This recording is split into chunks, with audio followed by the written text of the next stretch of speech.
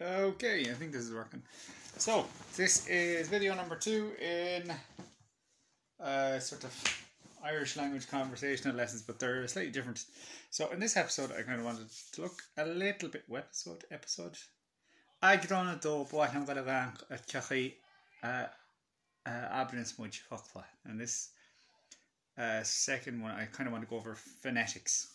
So, Faudiacht, and I give it Faudiacht, pronunciation. So, firstly, I go over maybe the name of the language, which kind of varies depending on what region you're from. The standard version that is used is Gaeilge, or normally people will learn the language to say Gaeilge or Gaeilge or something like that. Gaeilge is how you pronounce it. But that's actually a very unusual form of the name for the language. It's mostly used in Galway and Mayo around, apart from Achill, where there was a large amount of immigration from Ulster during the plantations of Ulster.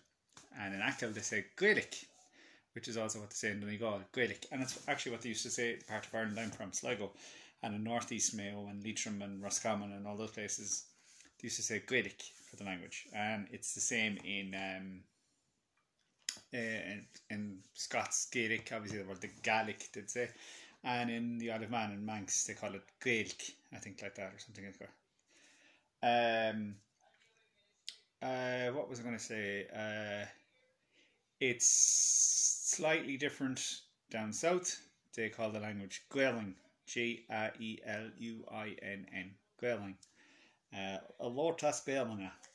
And generally, so the Gaeilge form is kind of is sort of a grammatically incorrect version of it. It's more, it's what's called the genitive case. It's not necessarily the most important thing, but it's something that's kind of unique to those dialects in Connacht and Galway and Mayo, and even just to West Connacht, really, apart from Achill, obviously, where it's Gaelic. Gaeling all over Munster, and it used to be Gaelic. Most of the country would have called it Gaelic, probably. Down as far as Kilkenny and that is. But anyway, that's just a little bit tidbit. How you say I speak Irish. Generally, the standard form that's taught is Táime a Conch as Gaeilge, probably something like that.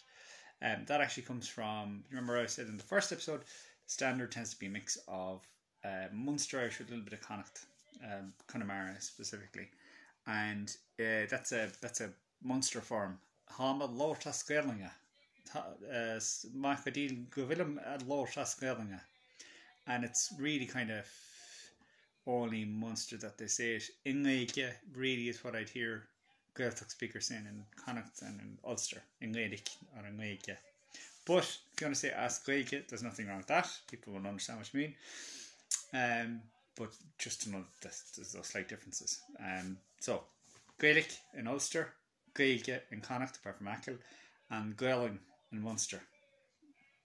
On to pronunciation next. What I'm going to do, maybe I'll just do a little bit more discussion about the dialects first. So, in the first episode I mentioned how there's different ways of saying how are you or hello, depending on what region you are. And that the standard form that tends to be used is kind of based on the Munster form, which is Constatu or Constantu or Constri, it is in Munster.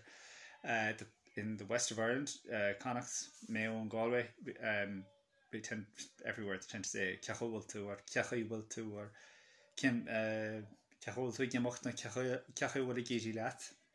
what way are you getting on with? And in Ulster, it was always Gijin Baratatu, and they actually say that in parts of Leitrim and North Sligo, where there was a blend between the, they say Gijin Doi Tart or Chen Doi Tart. You will hear a lot of differences in the dialects between, even within Mayo. There are 4 distinct dialects in Mayo. You have Turmicati, which I do a rough impression of. Would have said Tadorigiano Gamahinchin would have said Niorod Kini, Rodeli, Willadur, Himama, Hani would have said. As Connemara, South Connemara, Cahota Jonawak, Tanyarta Cabon would have said, Widji Shaw would have said, the good lad, Octato Jonawama. And Ishir is slightly different. They have a lot of Munsterisms, like the Yanma Shin, Yanma Balish and Hall, Haunt Maharmash can see. Munster, obviously, you've got three different dialects in Munster. You've got West Kerry, you kind of have Evra and Muskerry are very similar, and it tends to sound a lot more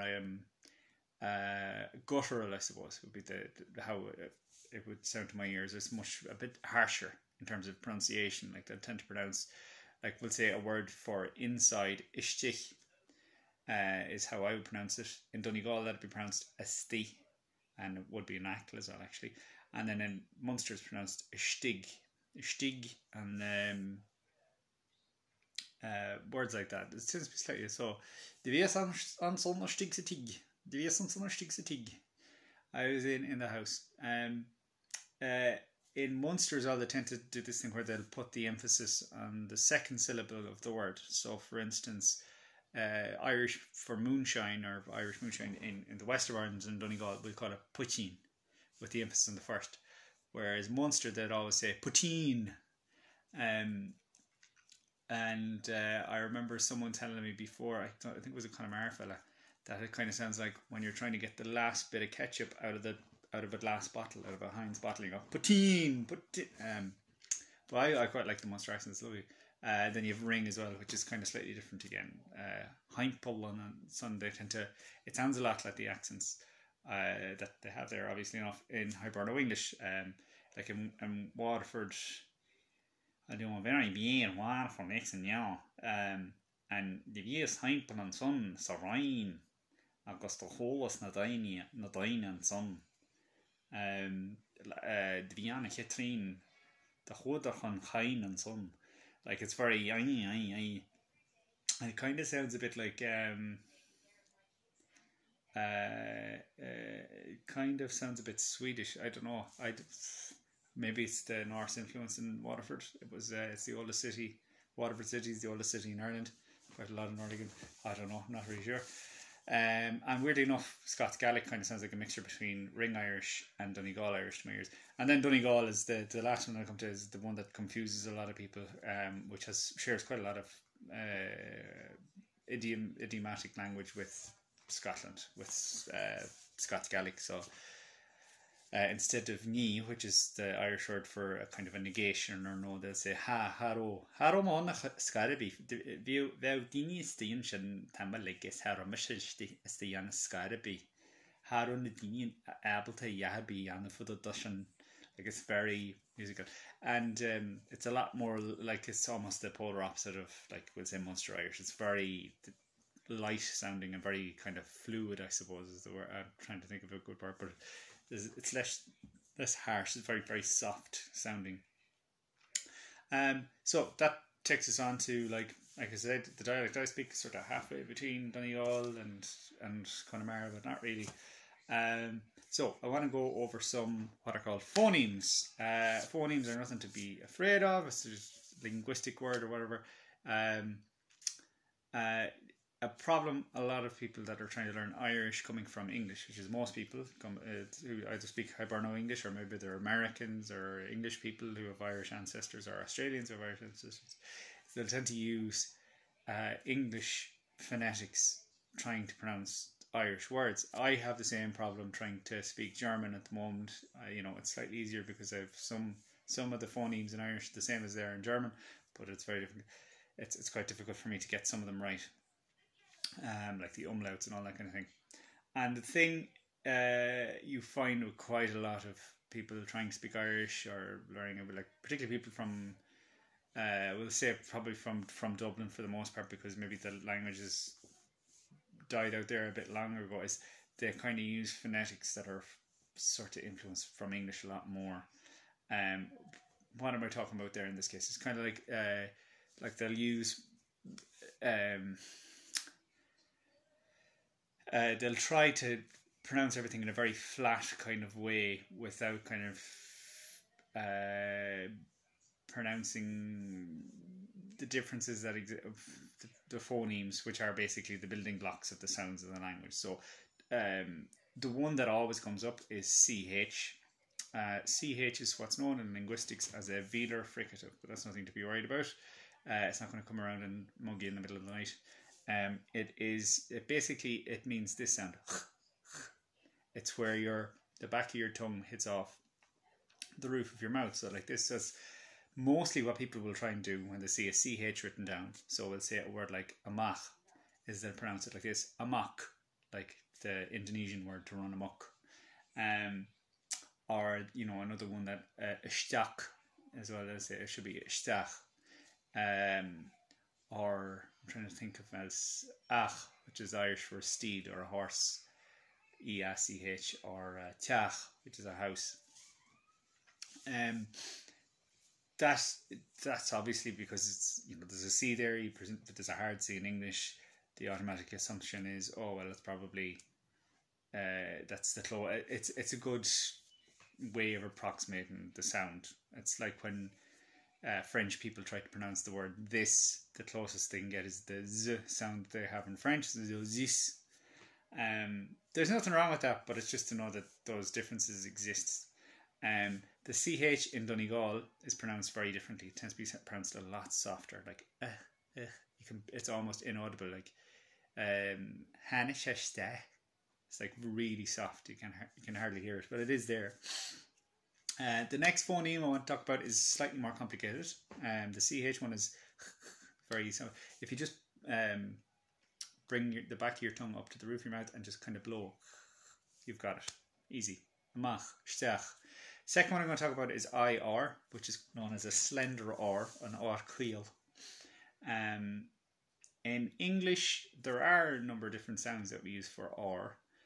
Obviously, depending on your accent, I'm Irish, so my R is very pronounced, and it's not like the English ah, the Southern English ah, and it's different to the American R. But they tend to generally follow around the same kind of sound. In Irish, there are two very distinct letter R's in the language. The broad R is an R without an I in front of it. So just make it very simple. It quite often occur at the beginning of a word. So a word like RINNE. A lot of highbrow English speakers, when they're trying to approximate that sound, they'll say rinname, rinna, which is like running and rhythm and all these words in English. That's not really the sound of that R. It should be kind of almost like a trill, and sometimes it is trilled. Like sometimes I might say runnisha, runny, that sound, like a motorbike when you're a kid, when you're trying to do an impression of a motorbike. But runnisha, you're almost curling the top of your, I'm missing a tooth.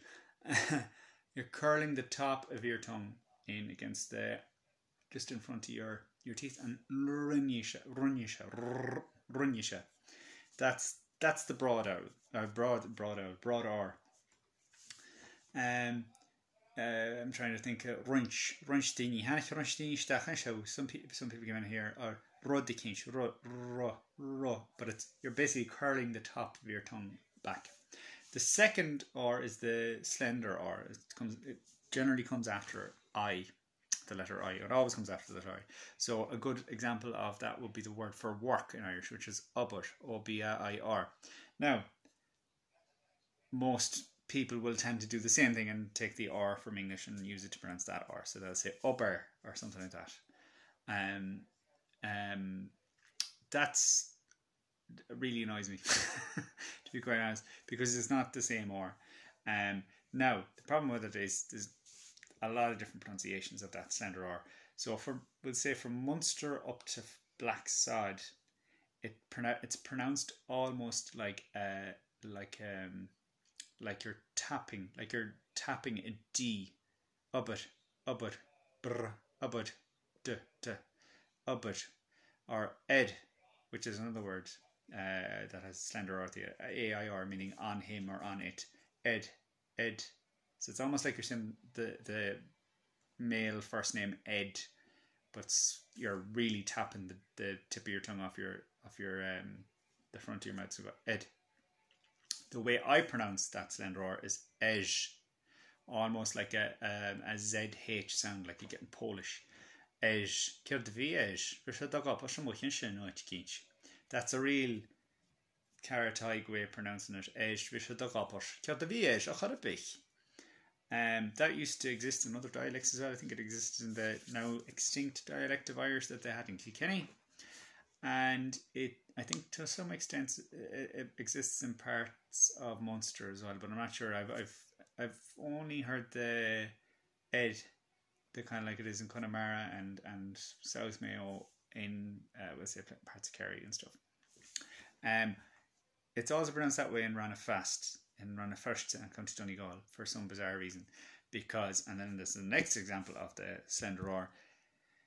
Another way of pronouncing it, which is pronounced in Rossport, which is only around the corner from Carataig, is A. So it's almost like it's EY, A, kind of like the Fonzie, A. So Kier the VA or Bimagubby, a gubby. So it's almost like an EY sound. And you get that in Rossport and in Donegal, and that's the way it used to be pronounced in a lot of northeast, kind of like Sligo and Leitrim and northwest Common. They used to pronounce it like that, Ubby and A. So what does that mean? How should I pronounce that word now is what you're going to say. I always stick with Ubbut and Esh. That's the way I pronounce it, and that's the way I'll be teaching it for conversation lessons. Just be aware that the other forms exist. Don't, I mean, do if you want to, but please don't go like air and upper, and because it just doesn't sound right. It sort of sounds, I don't know, it just sounds kind of like French people pronouncing this as this. It's sort of, you're on the right path, but not quite. And err, to err is to be human, to forgive, to find. Then the last phoneme, or the last kind of sound that you get in Irish that I kind of want to talk about, well, it's a number of ones, but it's what's called in linguistics a diphthong. So it's where you get two vowels beside each other. So I'm trying to think of a good one in English. So maybe one that'd come to my head is wired. Wire. So it's where a vowel goes up and down or changes its value as you say. It's a wired. Or another one would be yellow. No, maybe not say yellow, but weird. So it goes ear. That is a diphthong where the sound changes, or the sound of the actual vowel. So it's EI or D, but it turns into weird. Ia is the diphthong. It's where the vowel changes, basically. You have a couple of those in Irish. One that people always have a problem with is the word for to be alive. So where you see EO, bill, BEO is the word for alive, bill, tama bill. Generally, people will be taught to pronounce that as BO, like it's spelled BYO, or else they're describing body odor, I'm not sure. It's bill. Even in Munster, where maybe it sounds a little bit closer to that, it's not bio, it's ham bio. It's much softer than the bio that you normally hear.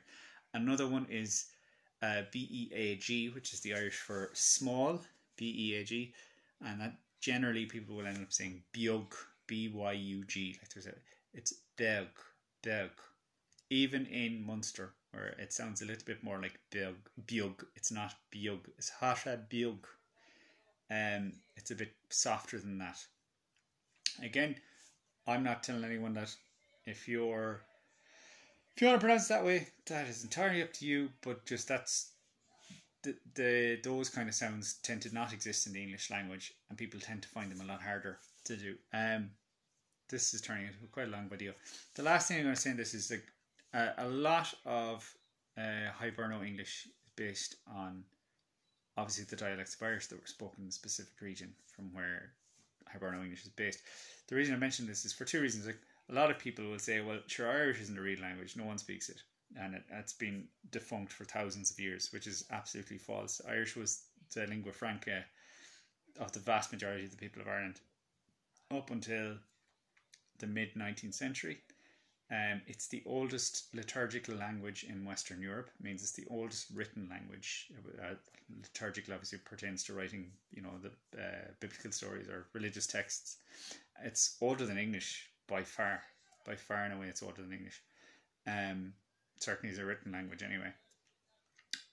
In the mid-19th century, it had more speakers than Danish, more speakers than Finnish, more speakers than Dutch, and it has left a mark on all the speakers of English that exist in Ireland now, including places where you wouldn't necessarily think to be a huge influence from the Irish language, like in Dublin. Like it was places like Glan the Small and places like that had still Irish speakers up until relatively recently. Like the beginning of the 1800s, which people think, all right, that's a while ago. It's 200 years ago, 220 years ago, but it's not really that long ago when you think about it in the grand scale of things, and there's still those remnants. So that's really what it kind of reinforces. Irish is very much a living language in the sense that it has definitely left an indelible kind of mark on the English that's spoken.